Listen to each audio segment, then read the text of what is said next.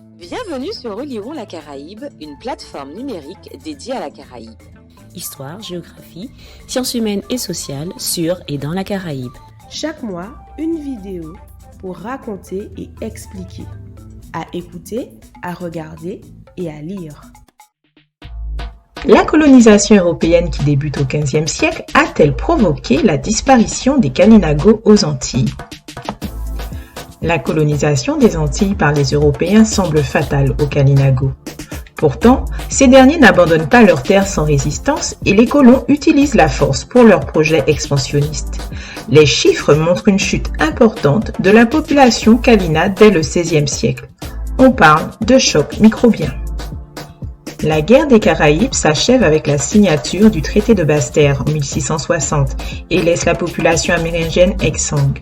Les Européens ne leur réservent que l'occupation de Saint-Vincent et la Dominique jusqu'à la fin du XVIIIe siècle. Pendant ces 3 siècles, les échanges sont maintenus.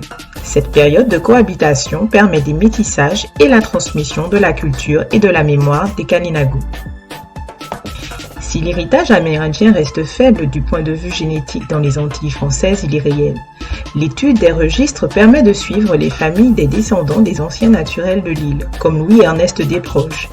En Guadeloupe, la qualification belchivée coupée, des beaux cheveux et des yeux en amande montre cette ascendance. Ailleurs, ce métissage est plus visible.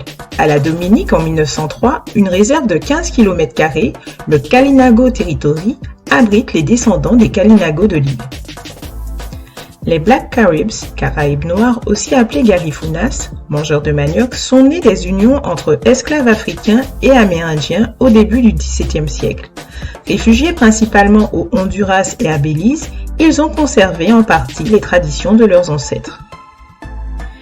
Les héritages kalina sont très présents dans nos langues au quotidien. On les retrouve notamment dans la dénomination de la faune et de la flore dont les Kalina ont aussi transmis les usages. Giromon, Maracuja, Manicou, Anoli, Kayali, Malfini. Le jardin créole entretenu par les esclavisés est un héritier de l'Ichali, le jardin Kalinago. L'héritage kalina est aussi visible dans le domaine culinaire. Le cuit où sont préparés les repas, le canari où ils sont cuits, la consommation de piments ou de racines. Le manioc, au centre de leur alimentation, est toujours présent dans notre cuisine. Cassave, couac, toloman. Le matete crabe également qui s'est par la suite accommodé d'épices venues des Indes. Les pêcheurs antillais qui attrapent les balaous et les titiris en lançant leurs scènes au pipiri reprennent les gestes et le lexique des Amérindiens. Le gommier, embarcation faite d'une seule pièce à partir d'un tronc de gommier, rappelle la canoa des navigateurs Kalinago. Enfin, cet héritage kalina est aussi présent dans la toponymie des communes ou de quartiers en Martinique, dont la dénomination reprend notamment les noms de chefs comme Pilote, Casse-Pilote, Rivière-Pilote, ou encore Arlet, Macouba, Macabou, Carbet ou Ajoupa-Bouillon. L'intérêt pour l'héritage amérindien débute timidement à la fin du XIXe siècle dans les Antilles françaises. En 1961 se tient à Fort-de-France le premier congrès international d'études des civilisations précolombiennes des Petites Antilles. Les années 1970 marquent l'ouverture du parc des Roches Gravées de Trois-Rivières en Guadeloupe et le musée d'archéologie de Martinique. Les Kalina trouvent petit à petit leur place dans les mémoires antillaises dans les années 1990, parallèlement au discours sur l'antillanité et la créolité. Ils sont évoqués eux aussi comme des victimes de l'esclavage et deviennent des symboles de la résistance face à l'invasion européenne. Ils inspirent de nombreux artistes et des lieux de mémoire sont érigés dans différentes communes en Martinique. C'est ainsi que se construit le mythe du tombeau des Caraïbes en Martinique, matérialisé par l'œuvre de Chantal Hippocrate entre les villes de Saint-Pierre et du Prêcheur. On y fait référence au saut de la mort collectif d'un groupe de Kalina qui se serait jeté à la mer, préférant la mort à la reddition aux Européens. Cependant, la géographie du lieu et les témoignages des contemporains laissent à penser que cet événement se serait déroulé à la Grenade et non en Martinique.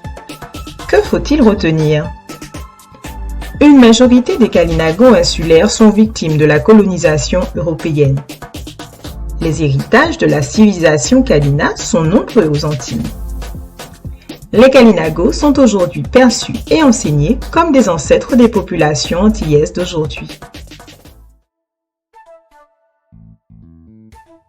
C'était Oliron la Caraïbe, une plateforme dédiée à la Caraïbe sur Facebook, Twitter et Instagram.